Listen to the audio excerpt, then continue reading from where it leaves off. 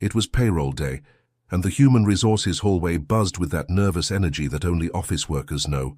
A line formed outside the main office door, colleagues whispering among themselves, some laughing quietly, but it was tense laughter, the kind that masks anxiety. I stood there at the end of the line, clutching my folded payslip in my shirt pocket, feeling the paper damp from the sweat of my hands. The corporate building felt different on payroll days.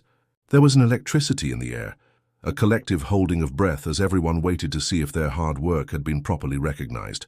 Some employees paced nervously by the water cooler, others checked their phones obsessively, refreshing their banking apps as if the numbers might magically change.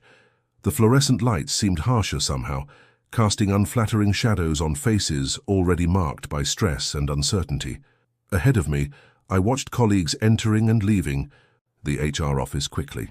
Some came out smiling, clutching their payslips like winning lottery tickets. Others emerged with neutral expressions, the kind of carefully controlled faces that suggested disappointment masked by professionalism. But everyone seemed to want to get out of that hallway as fast as possible, as if staying too long might somehow jinx their next paycheck. The air conditioning made a constant noise, but it couldn't dissipate the heavy atmosphere that hung in the air like fog.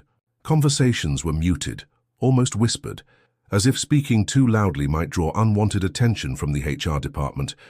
It was as if we all knew something wasn't right, but nobody wanted to be the first to speak up. There was an unspoken understanding that complaining about pay was risky business, the kind of thing that could mark you as a troublemaker. I had been rehearsing what I would say for days, not just the words, but the tone, the approach, the way I would present my case. I knew I had to be respectful but firm, diplomatic but clear. The problem was that every time I imagined the conversation, it ended with me being dismissed or worse, being labeled as ungrateful. When my turn finally came, I felt a knot in my stomach that seemed to tighten with each step toward the office door. The HR manager, a middle-aged woman with glasses perched on the tip of her nose and a smile that never reached her eyes, looked up from the pile of papers on her desk. She had the practiced expression of someone who had dealt with hundreds of employee complaints, most of which she had probably dismissed without a second thought. She read my name aloud from her list, paused for a second that felt like an eternity, and then let out those words that still echo in my memory. Another complaint? Sit down. The tone was pure disdain. It wasn't a question, it was a statement loaded with assumptions. As if I were a problem customer at a store, someone who always comes back to complain about something trivial, as if my mere presence in her office was an inconvenience that interrupted her otherwise smooth day. I felt the weight of collective stares, colleagues still waiting in line looking at me with a mixture of curiosity and embarrassment. It was like I was a nuisance, that annoying employee who didn't know how to stay quiet and accept whatever scraps were thrown his way. I sat down in the plastic chair across from her desk, trying to maintain my composure. The chair was uncomfortable, clearly chosen to discourage long conversations, but inside, a mixture of indignation and nervousness took hold of me like competing forces pulling me in different directions. I wasn't a complainer. I was just someone who wanted to receive what was owed to me. But in that moment, feeling her cold stare on me and the heavy silence in the room, I began to question whether I should really be there. She drummed her fingers on the desk, waiting for me to speak.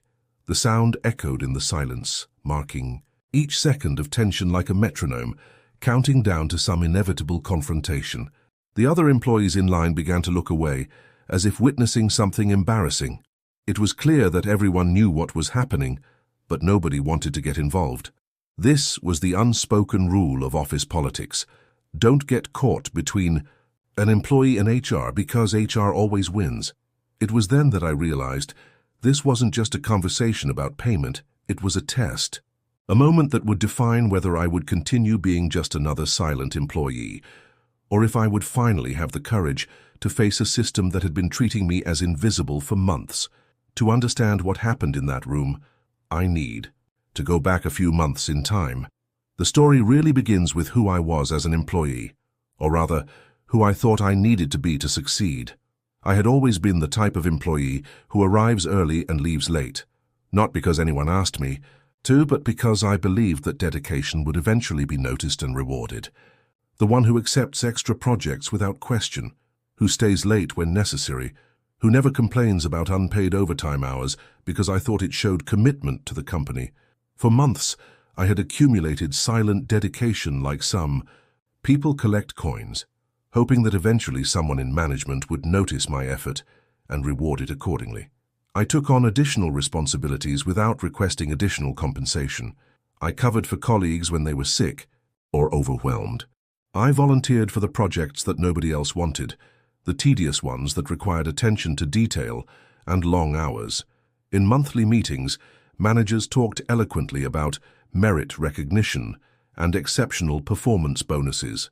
They used phrases like, "We value our dedicated employees," and "Hard work doesn't go unnoticed." I wrote everything down, kept every promise as if it were a contract signed in blood. I had a notebook filled with commitments from supervisors, dates, when bonuses were supposed to be distributed, criteria for performance evaluations. It was my personal Bible of workplace promises. But when payday arrived month after month, my payslip always came the same. Base salary, standard deductions, no extras. The promises from meetings seemed to evaporate the moment they left the conference room.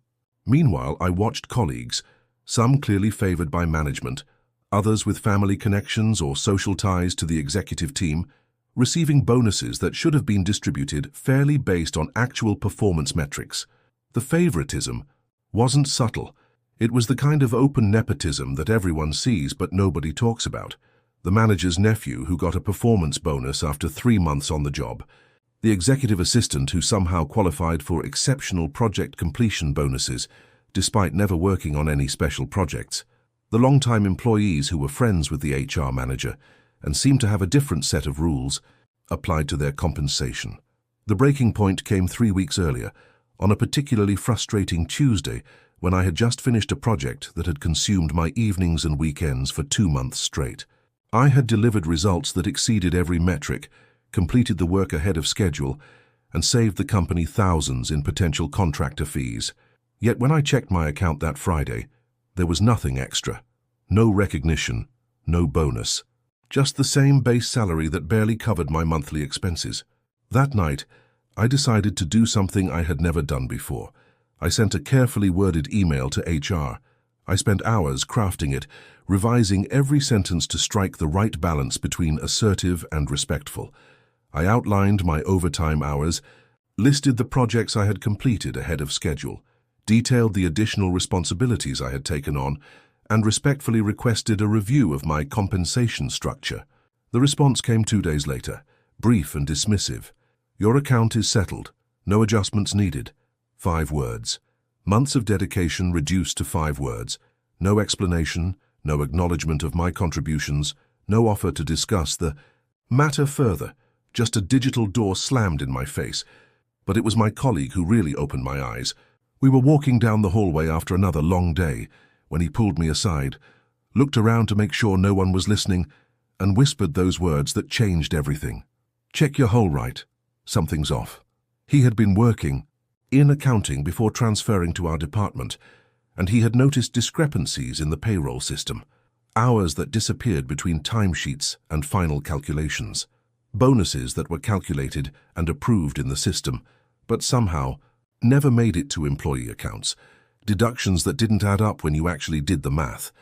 At first I thought he was being paranoid, but when I got home that night and really examined my payslip line by line, comparing it to my time logs and the promises from meetings, the pieces started falling into place. 30 hours of overtime that had vanished into thin air. 2 performance bonuses that were discussed in meetings, approved by my supervisor, but never materialized in my account. Additional project fees that were mentioned in emails, but missing from my compensation. The math didn't lie, even if HR apparently did. Now, sitting across from the HR manager, I felt the weight of that folded document in my pocket, like it was made of lead. She leaned back in her chair, that ironic smile playing on her lips, clearly enjoying the power dynamic. The fluorescent lights cast harsh shadows across her face, making her expression even more intimidating. Her office was decorated with corporate, motivational posters about teamwork and excellence, which felt almost mocking given the conversation we were about to have. "Well," she said, tapping her pen impatiently on the desk. "What's your complaint this time?" The phrase "this time" hung in the air like an accusation, as if I were a serial complainer, someone who made a habit of wasting her valuable time with trivial concerns. I took a deep breath and started explaining, trying to keep my voice steady and professional despite the condescending atmosphere. I laid out my case methodically. The overtime hours that had vanished from my records between submission and processing. The performance bonuses that were promised in meetings with multiple witnesses but never materialized in my paycheck. The pattern of favoritism that seemed to benefit everyone except the employees who actually put in extra effort without being asked. She listened with theatrical patience, occasionally rolling her eyes or sighing dramatically as if my concerns were the most tedious thing she had heard all week. When I finished presenting my case, she opened a manila folder with practiced efficiency and pulled out what looked like edited spreadsheets, neat, clean documents that showed everything was supposedly correct and above board. "If you think bonuses are missing, prove it," she said, sliding the papers across the desk with a smirk that suggested she knew I couldn't. The challenge hung in the air like a gauntlet thrown down in medieval combat. Around us, the office had grown quieter. Other employees had either finished their business or were pretending not to listen while clearly hanging on every word. I could feel their eyes on us, some curious about the outcome, others uncomfortable with the tension that was building in the small space. She leaned forward, her voice dropping to a condescending whisper that somehow felt louder than shouting. "These records show everything is in order. Your compensation is exactly what it should be based on company policy." The humiliation was deliberate and public. She wasn't just dismissing my complaint. She was making an example of me, demonstrating to everyone within earshot what happened. When you questioned the system, a warning to anyone else who might dare to challenge the established order. But she wasn't finished. The HR manager pushed back in her chair and crossed her arms, her expression shifting from amusement to something darker and more threatening. The power play was entering a new phase, and I could sense the room's energy change like the atmosphere before a storm. Other employees who had been pretending to mind their own business were now openly watching, sensing that something significant was happening. "You know what I think?" she said, her voice carrying across the room with deliberate clarity. "I think you should be grateful you have a job at all in this economy." The words hit like a physical blow. This wasn't just about missing bonuses anymore. This was about my place in the company, my worth as an employee, my right to even be there. She was using the classic intimidation tactic that had probably worked on countless other employees. Make the person feel lucky to be employed rather than entitled to fair treatment. She opened another folder and made a show of writing something down, her pen scratching loudly against the paper in the silence. "Maybe I should start a list," she continued, not bothering to look up from her theatrical note-taking. "Employees who seem dissatisfied, ungrateful, the kind who don't appreciate what they have." The threat was as clear as if she had shouted it through a megaphone. Challenge the system and find yourself on a blacklist. Question your compensation and become a target for future restructuring. Other employees in earshot shifted uncomfortably. Everyone knew what happened to people who ended up on the wrong side of HR.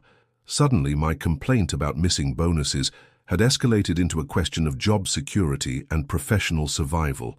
I felt the familiar knot of anxiety in my stomach, the same feeling I had experienced countless times when faced with workplace bullying disguised as management efficiency.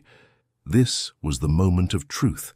I could back down, apologize for wasting her time, and slink away with my tail between my legs. Accept the abuse and hope it didn't escalate further. Or I could do something I had never done before, fight back with the truth. From the corner of my eye, I caught sight of my colleague, standing near the doorway. He had positioned himself where he could see into the room without being obvious about it, and when our eyes met for just a moment, he gave me the slightest nod of encouragement. That small gesture reminded me that I wasn't completely alone in this fight. I reached into my shirt pocket and slowly pulled out my folded payslip. The paper had gotten soft from being carried around for days, handled and rehandled as I built up the courage for this confrontation, but the numbers on it were crystal clear and undeniable. The HR manager's expression shifted slightly when she saw the document. Something about my calm, deliberate movement seemed to catch her off guard. "Actually," I said, my voice steadier than I felt, "I do have proof." I unfolded the whole right carefully, smoothing it out on her desk with the reverence of someone presenting evidence in a courtroom. The silence in the room became deafening. Other employees stopped pretending to be busy and openly stared. Even the constant hum of the air conditioning seemed to fade into the background as everyone focused on what was about to happen. I began, reading aloud, my voice carrying clearly across the room. 30 overtime hours logged in the system, but not reflected in compensation calculations. 2 performance bonuses discussed in meetings on specific dates, approved by supervision, but mysteriously absent from final payment processing. The HR manager's confident smirk began to falter like ice cracking under pressure. She leaned forward, trying to grab the document, but I kept it firmly in my hands, continuing to read the damning evidence line by line with the precision of an accountant presenting an audit. And here, I continued, pulling out my phone and opening my email with deliberate slowness, is your response from 3 weeks ago when I first raised these concerns through proper channels. I read her dismissive reply word for word. Your account is settled. No adjustments needed. The contrast was stark and undeniable, her casual dismissal versus the mathematical proof that she was wrong.